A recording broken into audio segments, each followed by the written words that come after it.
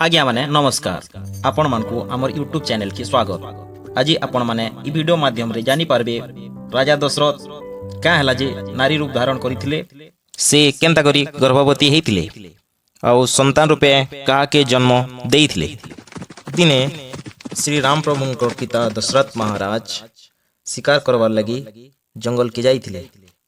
से शिकार खुजी खुजी बहुत घंच जंगल भीतर के प्रवेश कर जाइथिले, किंतु से दिने से गोटे भी शिकार नहीं पाइले। से शिकार खुजी खुजी थकी जाइथिले। सेते बेले ताहाकू बहुत तेज शोष लागला।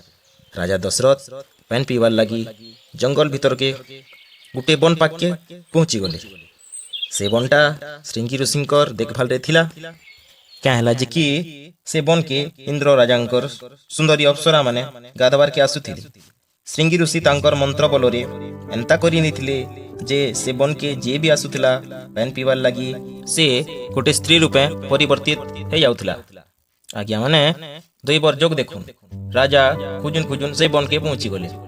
जिते बेले से बंधर पान पीले सेते बेले से सांगे सांगे गोटे सुंदरी स्त्री रूप धारण कर से बहुत सुंदरी अप्सराटे भलिया दिसले।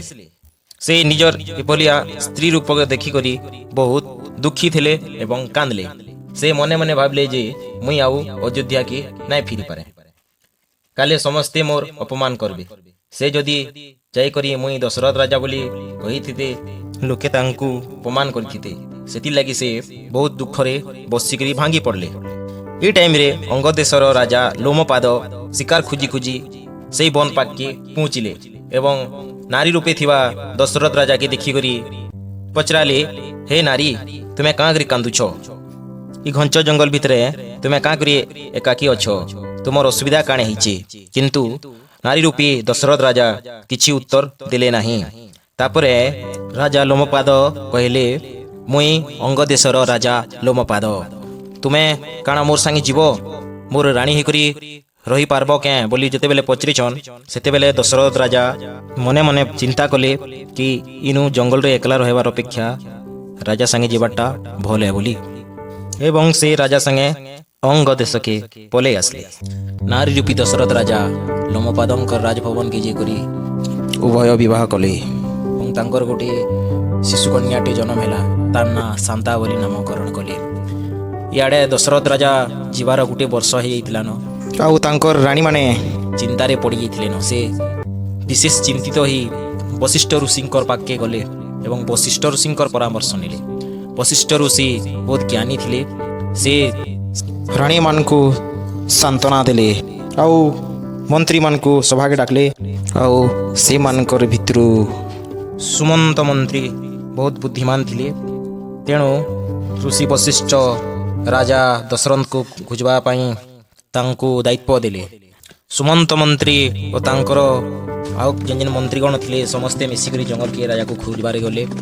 राजा जेन बाटे जाइथिले से बाटे राजांकर घोड़ार खुर चिन्ह पड़िथिला और से खुर चिन्ह के अनुसरण करी करी से माने जंगल भितरे थिवा से वन पाखे पहुंची गले। से वन पाखे घोड़ार अशेष पा चिन्ह थिला।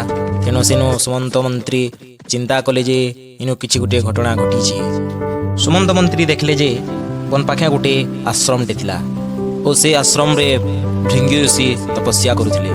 सुमंत मंत्री ताकर पाखे गले एवं जुहार कले आउ एंदा एंदा घटना हिचे बोली सबु तांको पचराले। भृंगी ऋषि तांकर तपस्या बलरे दशरथ राजांकर जाना जाना घटिला से बाबद रे सबु जानले एवं सुमंत मंत्री के सबु कथा कहले। तार परे सुमंत मंत्री सबु कथा सुनी करी वशिष्ठ ऋषि पाके जाई करी सबु कथा जणाले। तार परे वशिष्ठ ऋषि सबु तांकर सैन्य सामंत और सामंत मंत्री के धरी करी राजा लोमपादंकर देश के गले एवं सेन के जाई करी सभारे राजा लोमपादंकु सबु घटना जणाले। तार परे राजा एक सबु कथा सुनी करी नारी रूपी दशरथ राजांकु सभा के डकाले एवं से सभा के आसला परे तांकु पचराले, ए ऋषि एवं तुमर जेन सैन्य सामंत इजन माने माने की? तो दशरथ राजा नारी रूप थिले मध्य समस्तंकु चिन्हि पकाले एवं एटा मोर मंत्रियान एटा मोर कुलगुरुआन बोली शंकर परिचय देले। तापरे समस्ते मिसिकरी श्रृंगी ऋषि पाके गले। श्रृंगी ऋषि सब कथा जानी पकाले एवं ଦଶରଥ ରାଜାଙ୍କୁ ଅଭିଶାପରୁ ମୁକ୍ତ କଲେ। ଅଭିଶାପ ମୁକ୍ତ କଲା ପରେ ଦଶରଥ ରାଜା ନିଜର ପୂର୍ବ ଅବସ୍ଥାକେ ଫେରି ଆସିଲେ। ରାଜା ଲୋମପାଦ ଦଶରଥ ରାଜାଙ୍କୁ ତାଙ୍କର କୌଣସି କନ୍ୟା ସନ୍ତାନ ନାଇଥାଏ ବୋଲିକରି ତାଙ୍କୁ ପ୍ରଦାନ କରିନେଲେ ଏବଂ ସେହି କନ୍ୟାକୁ ଦଶରଥ ରାଜା ଧରିକରି ଅଯୋଧ୍ୟାକେ ପଳେଇ ଆସିଲେ।